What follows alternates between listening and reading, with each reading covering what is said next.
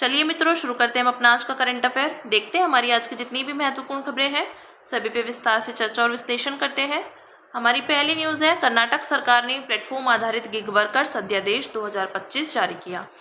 तो अध्यादेश का उद्देश्य गिग वर्कर्स की सुरक्षा के लिए मौजूद खामियों को दूर करना है। सामाजिक सुरक्षा संहिता 2020 में गिग वर्कर्स को ऐसे व्यक्ति के रूप में परिभाषित किया गया है जो पारंपरिक नियोक्ता कर्मचारी संबंध से बाहर किसी व्यवस्था में काम करता है।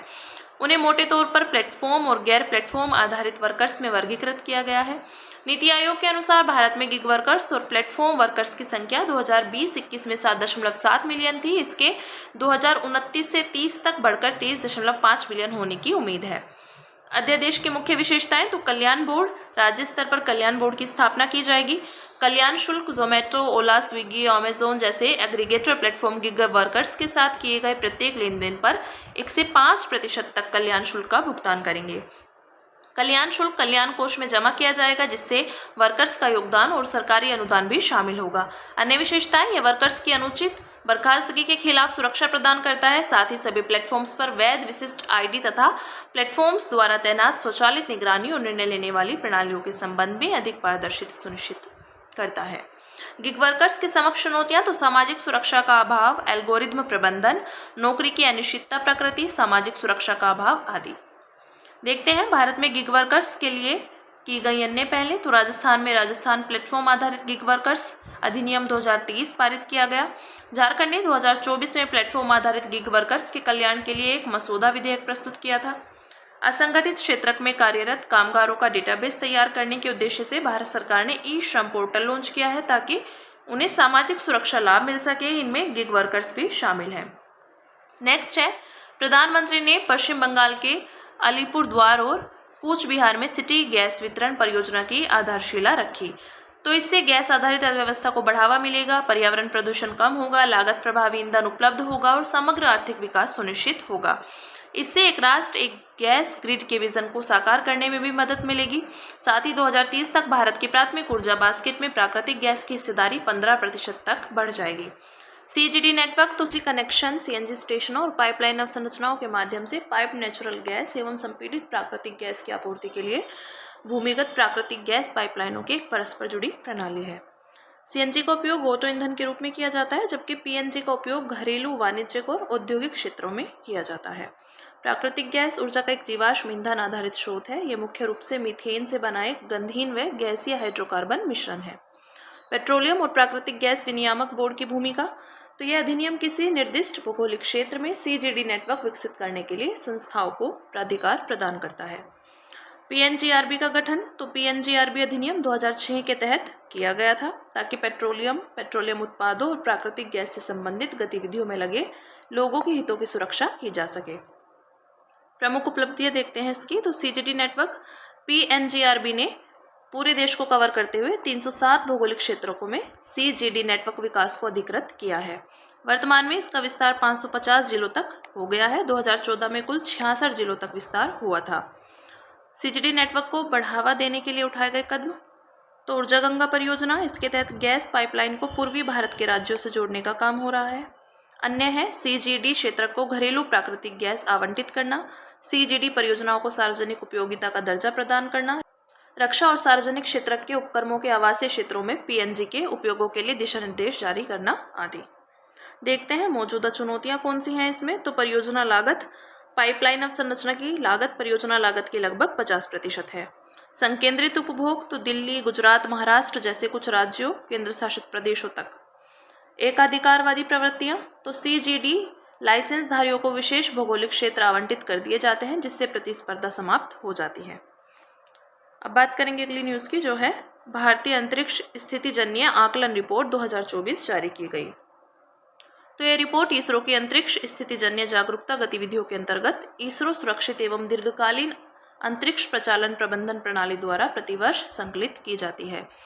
एसएससी में अंतरिक्ष आधारित दशाओं की जानकारी, खतरों का आकलन और शमन संबंधी उपायों का कार्यान्वयन शामिल है। इस रिपोर्ट में भारत से संबंधित मुख्य बिंदुओं पर एक नजर डालते हैं। तो प्रक्षेपित एवं परिचालनरत अंतरिक्षयान, तो कुल 136 अंतरिक्षयान प्रक्षेपित किए जा चुके हैं। सरकार के स्वामित्व वाले कार्यरत उपग्रह, तो इनकी संख्या निम्न भूकक्षा में 22 और भूतुल्यकालिक भूकक्षा में 31 है।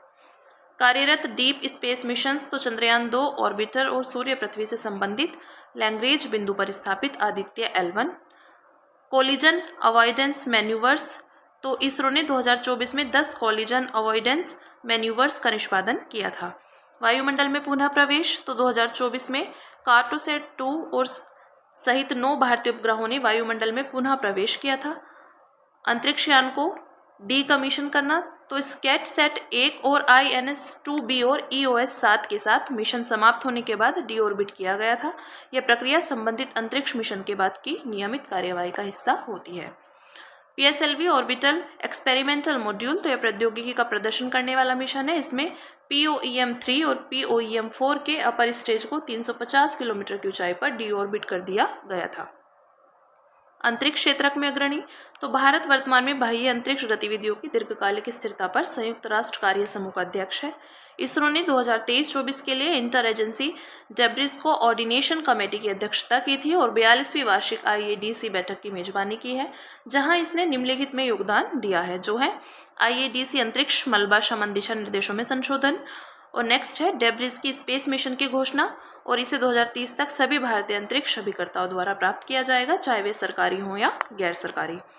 देखते हैं वैश्विक परिदृश्य। तो प्रक्षेपण की बात करें तो 2024 तक 254 सफल प्रक्षेपण संपन्न हुए हैं, जिनमें कुल 2963 ऑब्जेक्ट्स अंतरिक्ष में भेजे गए।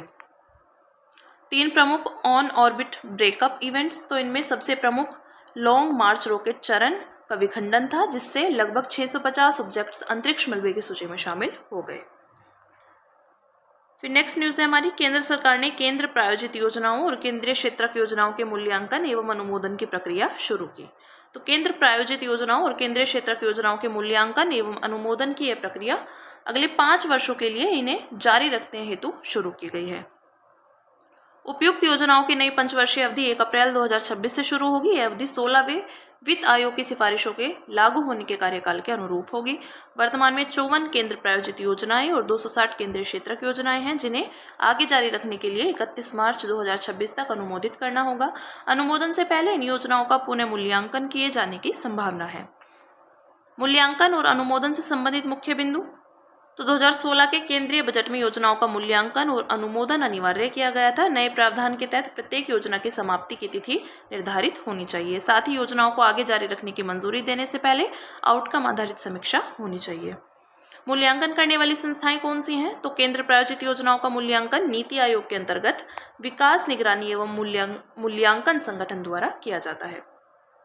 केंद्रीय क्षेत्रक योजनाओं का मूल्यांकन संबंधित मंत्रालयों द्वारा चयनित तीसरे पक्ष की एजेंसियों द्वारा किया जाता है। महत्व की बात करें तो मूल्यांकन और अनुमोदन प्रक्रिया के निम्नलिखित उद्देश्य हैं।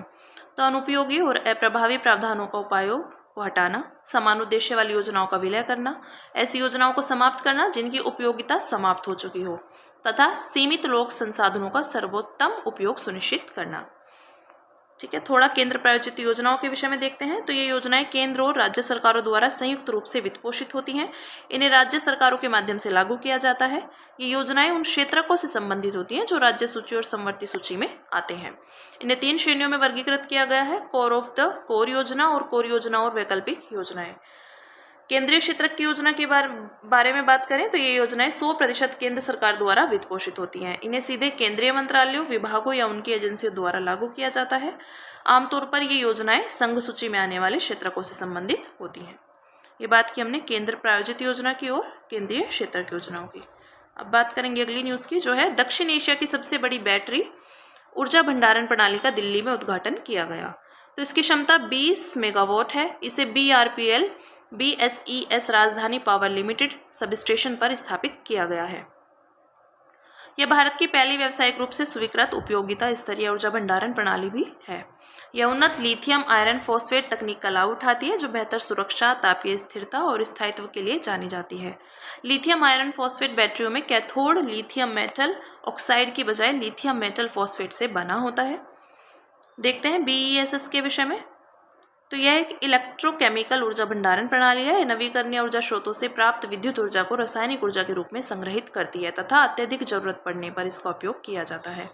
महत्व है इसका भविष्य की ऊर्जा जरूरतों को पूरा करने में सहायक है। नवीकरणीय ऊर्जा में उतार चढ़ाव को नियंत्रित करने में मददगार है। राष्ट्रीय विद्युत योजना 2023 के अनुसार 2031 से 32 तक 236 गीगावाट BESS की आवश्यकता होगी। इसके दो प्रमुख प्रकार हैं। पहला है पारंपरिक ठोस रिचार्जेबल बैटरियां, तो इनमें ऊर्जा ठोस धातु इलेक्ट्रोड्स में संग्रहित होती है। इसके प्रमुख दो उदाहरण निम्नलिखित हैं। तो लेड एसिड बैटरी यानी anode lead, cathode lead dioxide, lithium ion battery anode graphite, cathode lithium oxide, zinc air battery तो anode zinc, cathode air oxygen तथा सोडियम सल्फर एनोड सोडियम या कैथोड सल्फर। फ्लो बैटरियां तो इनमें ऊर्जा तरल electrolytes में संग्रहित होती हैं जो अलग अलग टैंकों में रखे जाते हैं। उदाहरण है vanadium redox flow battery, zinc iron flow battery, zinc bromine battery आदि। देखते हैं बैटरी ऊर्जा भंडारण प्रणाली को बढ़ावा देने के लिए अन्य पहले कौन सी हैं। तो 13,200 मेगावाट BESS का समर्थन करने के लिए वायबिलिटी गैप फंडिंग योजना, ऊर्जा भंडारण प्रणालियों के संवर्धन के लिए नेशनल फ्रेमवर्क 2023 और 30/6/2025 तक चालू होने वाली BESS परियोजनाओं को अंतरराज्यीय पारेषण शुल्क से छूट दी जाएगी। ये बात की हमने BESS की। अब बात करेंगे अगली न्यूज़ की, जो है भारतीय रिजर्व बैंक ने 2024-25 की वार्षिक रिपोर्ट जारी की।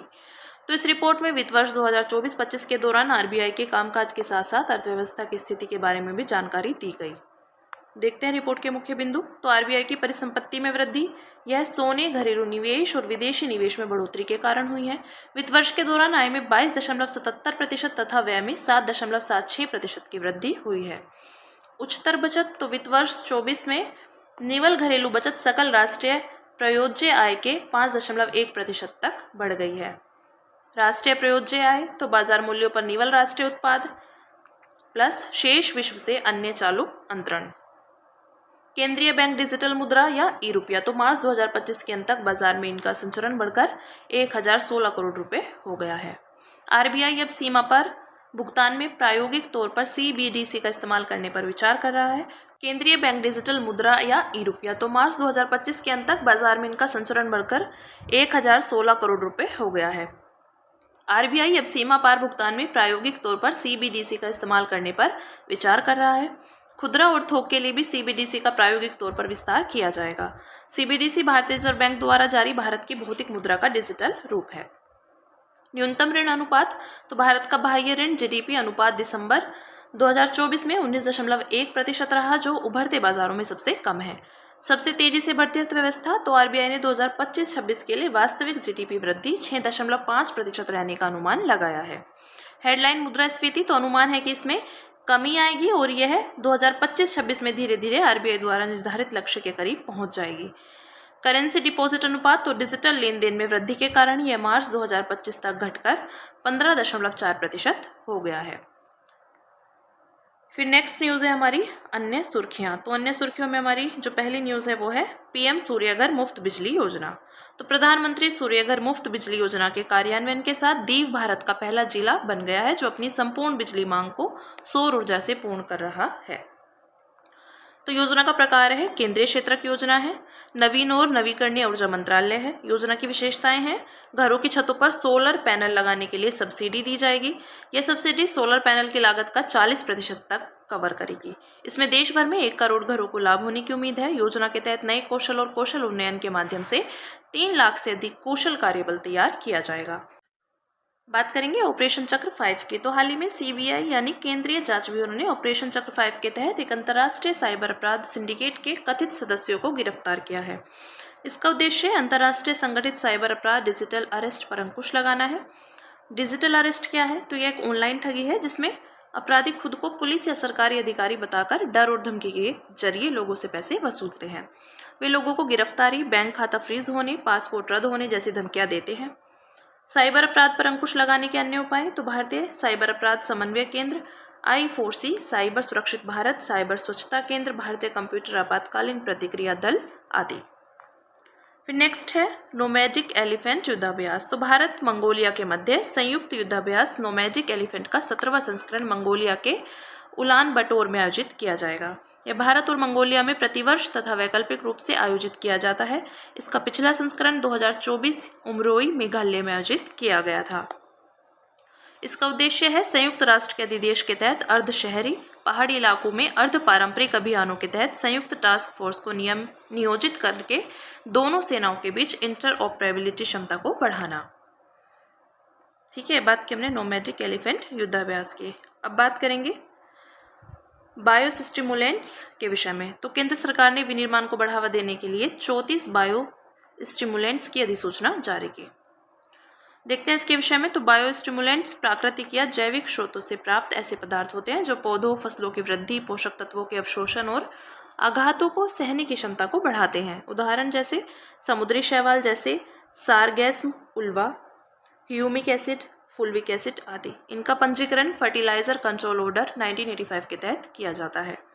नेक्स्ट है विकसित कृषि संकल्प अभियान। तो केंद्रीय कृषि एवं किसान कल्याण मंत्री ने ओडिशा के भुवनेश्वर में स्थित ICAR यानी केंद्रीय मीठा जल जलीय कृषि संस्थान से विकसित कृषि संकल्प अभियान का शुभारंभ किया। इस मौके पर CIFA ARGUVAX फर्स्ट नामक एक नई मछली वैक्सीन भी जारी की गई जो मछलियों में परजीवी संक्रमण से बचाव करती है। इसे ICAR CIFA ने विकसित किया है। इसके विषय में देखते हैं। लक्ष्य है इसका प्रौद्योगिकी प्रसार, क्षमता निर्माण और जमीनी स्तर पर सहभागिता के माध्यम से पूरे भारत में 1.5 करोड़ से अधिक किसानों तक पहुंचना। प्रयोगशाला से भूमि तक। तो वैज्ञानिकों, विशेषज्ञों, अधिकारियों और प्रगतिशील किसानों की टीमें 700 से अधिक जिलों की यात्रा करेगी और गाँव के लाखों किसानों तक पहुंचेगी तथा किसानों को आधुनिक कृषि के बारे में जानकारी प्रदान करेगी। नेक्स्ट है अग्र सक्रिय शासन और समय पर कार्यान्वयन प्रगति। तो हाल ही में प्रधानमंत्री ने विभिन्न परियोजनाओं की समीक्षा के लिए प्रगति बैठक की अध्यक्षता की। देखते हैं इसके विषय में। तो प्रगति की शुरुआत 2015 में हुई थी। यह बहुउद्देशीय बहुमोडल प्लेटफॉर्म है। उद्देश्य है इसका आम जनता की शिकायतों का समाधान करना, केंद्र सरकार की महत्वपूर्ण योजनाओं और परियोजनाओं की निगरानी और समीक्षा करना, राज्य सरकारों द्वारा चिन्हित की गई परियोजनाओं की भी समीक्षा करना। त्रिस्तरीय प्रणाली। तो PMO के केंद्र सरकार के सचिव और राज्यों के मुख्य सचिव। प्रमुख विशेषताएं हैं विभिन्न सरकारी निकायों के बीच समन्वय की कमी के कारण आने वाली अड़चनों को दूर करता है और अनुवर्ती कार्यवाही और निरंतर समीक्षा के लिए निर्णयों को ट्रैक करना। उपलब्धियां हैं जून 2023 तक इस प्लेटफॉर्म ने 17.05 लाख करोड़ रुपए मूल्य की 340 परियोजनाओं की समीक्षा की है। फिर नेक्स्ट तियानवेन-2 प्रोब। तो चीन ने मंगल ग्रह के निकट स्थित क्षुद्र ग्रह से सैंपल को पृथ्वी पर लाने के लिए तियानवेन-2 अंतरिक्ष यान प्रक्षेपित किया। इससे पहले एक ऑर्बिटर, एक लैंडर और एक रोवर से युक्त तियानवेन-A1 प्रोब 2021 में मंगल ग्रह की सतह पर उतरा था। तियानवेन-3 का प्रक्षेपण 2028 के आसपास होना है। इसका उद्देश्य है मंगल ग्रह से सैंपल एकत्र करना और उसे पृथ्वी पर लाना। तियानवेन-4 का लक्ष्य 2030 के आसपास बृहस्पति ग्रह का अन्वेषण करना है। इसके विषय में देखते हैं। तो प्रक्षेपण यान ये लॉन्ग मार्स 3B रॉकेट है। उद्देश्य है क्षुद्र ग्रह 2016S03 से सैंपल एकत्र करना तथा मेन बेल्ट में मौजूद धूमकेतु 311P का अन्वेषण करना जो मंगल ग्रह की तुलना में पृथ्वी से और अधिक दूर स्थित है। मिशन की अवधि है 2027 के अंत तक। ये बात की हमने तियानवेन-2 प्रोब की। अब बात करेंगे तिरुक्कुरल की। तो central institute of classical Tamil ने तिरुक्कुरल का 4 मध्यम और लघु द्रविड़ भाषाओं कुरुक, गोंडी, माल्टो और ब्राहुई में अनुवाद करने का कार्य शुरू किया। इसके विषय में देखते हैं। लेखक हैं तिरुवल्लुवर। काल है 2री शताब्दी ईसा पूर्व से 5वीं शताब्दी ईस्वी के बीच। तिरुक्कुरल 3 प्रमुख भागों में विभाजित है। पहला आराम, दूसरा पोरुल और तीसरा है इनबम। यह 1330 पदों यानी कुरालों का संग्रह है। अंत में बात करेंगे सुर्खियों में रहे स्थल की जो है पनामा। राजधानी है इसकी पनामा सिटी। पनामा ने संयुक्त राष्ट्र सुरक्षा परिषद में स्थायी सदस्यता के लिए भारत का समर्थन किया। अवस्थिति की बात करें, मध्य अमेरिका में स्थित देश है। यह इस्थमूस पर बसा हुआ है। इस्थमूस भूमि का वह संकीर्ण टुकड़ा होता है जो उत्तर और दक्षिण अमेरिका को जोड़ता है। प्रादेशिक सीमाएं। तो इसके पश्चिम में कोस्टा रिका और पूर्व में कोलंबिया स्थित है। समुद्री सीमाएं इसके उत्तर में कैरिबियन सागर, दक्षिण में प्रशांत महासागर है। भौगोलिक विशेषताओं की बात करें तो पनामा नहर यह एक कृत्रिम जलमार्ग है जो अटलांटिक महासागर और प्रशांत महासागर को जोड़ता है। यह स्वेज नहर के समान विश्व की प्रमुख रणनीतिक नहरों में से एक है। ये बात की हमने पनामा की। तो हमारी आज की जितनी भी महत्वपूर्ण खबरें थी हमने सभी पे विस्तार से चर्चा और विश्लेषण किया। अब इसी के साथ मिलते हैं कल अपनी नई खबरों के साथ।